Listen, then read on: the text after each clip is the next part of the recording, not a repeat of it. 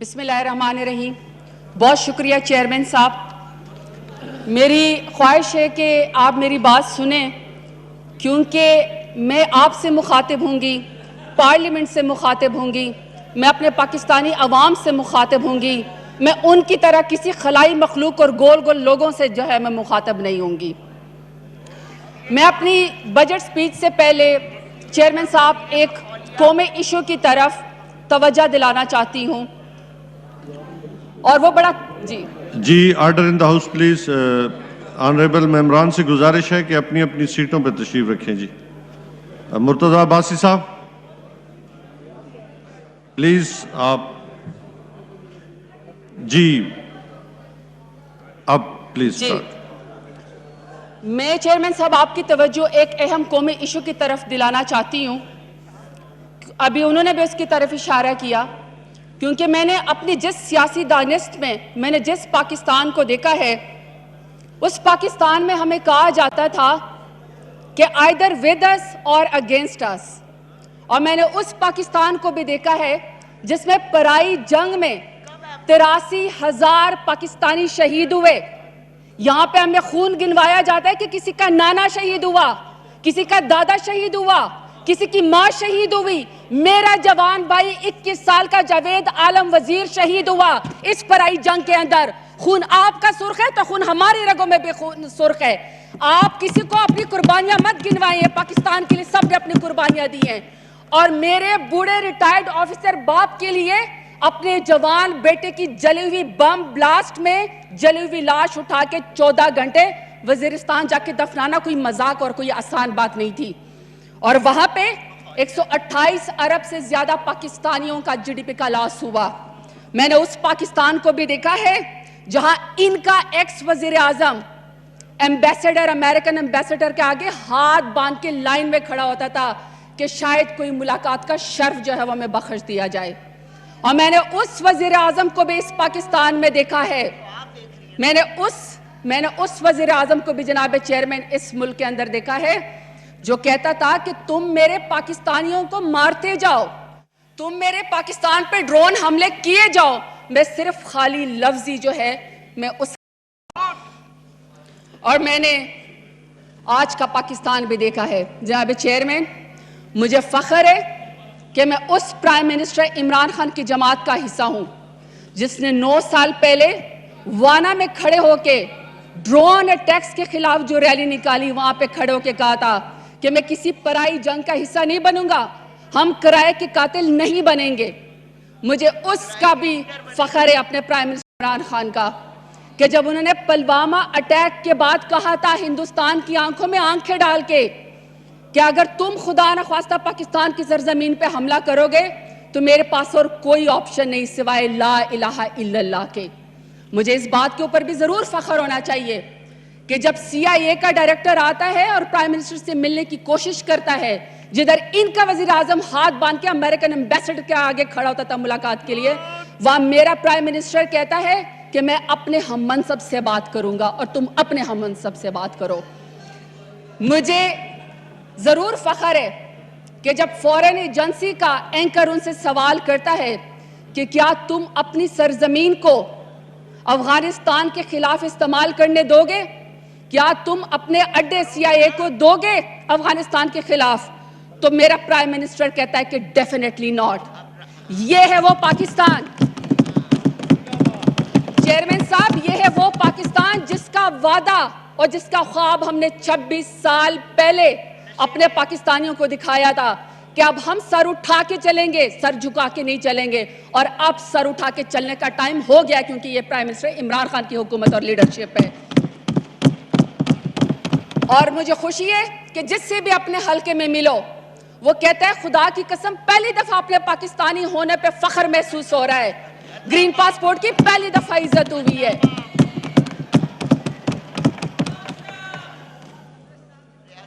Speaker صاحب, جب میں نے سوچا کہ میں بجٹ کے بارے میں بات کروں تو یہ بجٹ کی پوری کتاب جو ہے وہ میں نے چھان ماری. آپ بھی ویسے کبھی پڑھ لیا کریں چیخنے چلانے سے پہلے. تو میں نے سوچا چیئرمین صاحب کہ میں ان 1 کروڑ غریب نادار بیوہ خواتین کے بارے میں ضرور بات کروں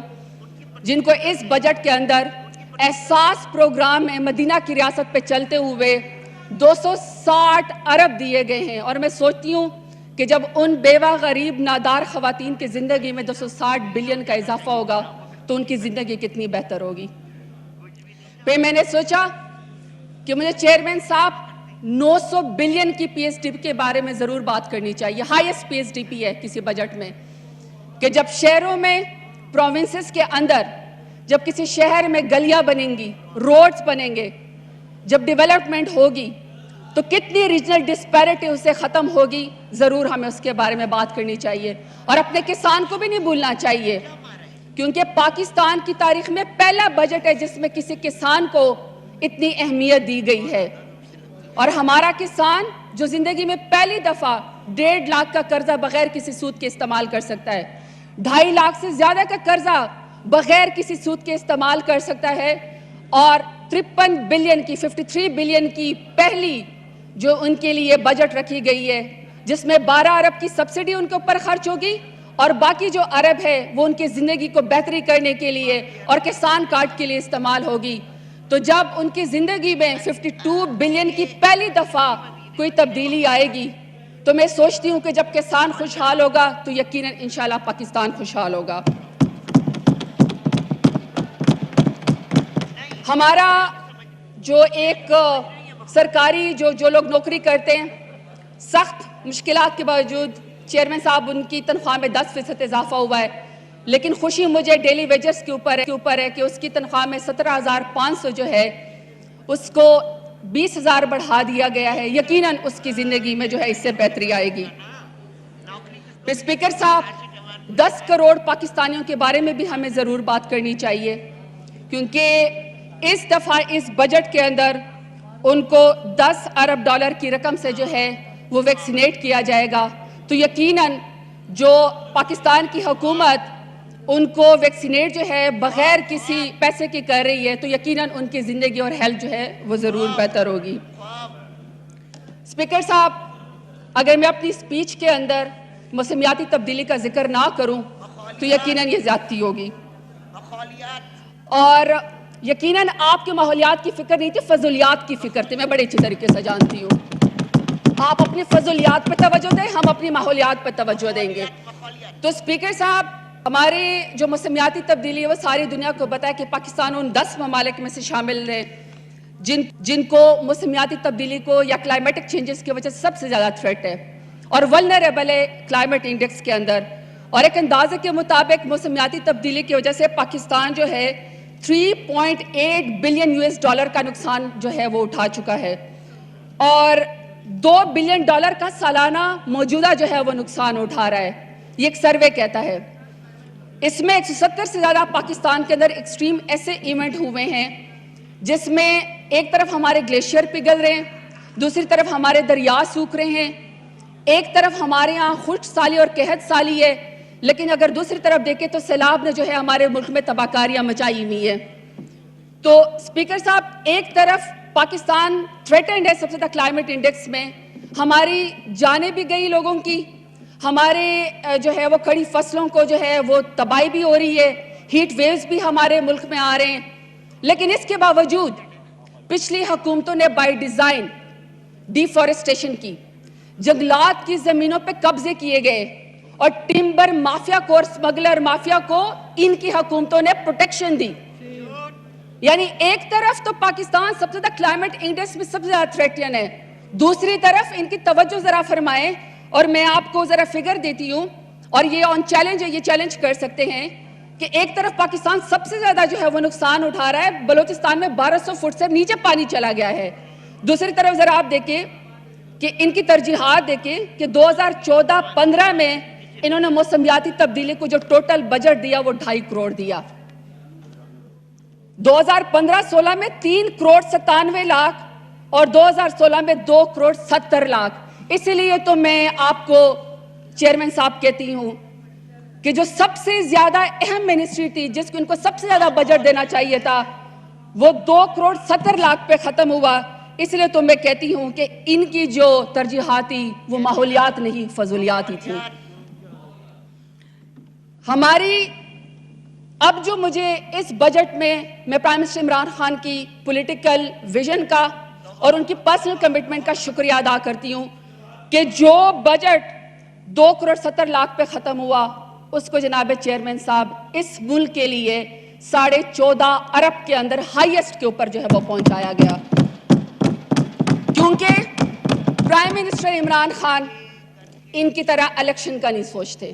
وہ ان کی طرح ووٹ بینک کا بھی نہیں سوچتے اور ان کی طرح خالی فیتے کاٹنے کا بھی نہیں سوچتے، وہ آنے والی نسلوں کے لیے ایک سیف پاکستان کو سوچتے ہیں۔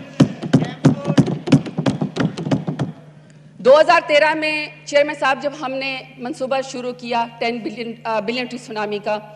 تو کچھ کم عقل ان کی طرح کے لوگ مذاق اڑایا کرتے تھے کہ شاید ہم وہ پورا نہیں کر سکیں گے، اور ہم نے اس کو بون چیلنج کو سرپیس کیا، دنیا میں ہائیسٹ فارسٹ کور ہم لوگوں نے ریٹریو کیا، اور یہ کسی بھی دنیا میں نہیں ہوتا کہ کوئی صبح اکیلے اس ٹارگٹ کو پورا کر دے، ہم نے اس ٹارگٹ کو ایک صبح نے پورا کر کے دیا۔ ابھی بھی جب ہم نے 10 ارب درخت لگانے کا منصوبہ شروع کیا تو یہ سمجھتے تھے کہ ہم ناکام ہو جائیں گے، لیکن ہم نے 1 ارب درخت لگا لیے ہیں 10 ارب کے اندر، 1.5 ارب جو ہے ہم انشاءاللہ مینگروز لگانے جا رہے ہیں مرین لائف کو پروٹیکٹ کرنے کے لیے، اور اسی طریقے سے ہم باقی ارب جو ہے وہ آپ کو پورا کر کے ہم اپنا ٹارگٹ پورا کر کے دیں گے، اور اس میں ہم 1 لاکھ سے زیادہ گرین جابز دے چکے ہیں، وہ شرف حاصل ہوا۔ لیکن جناب چیئرمین صاحب،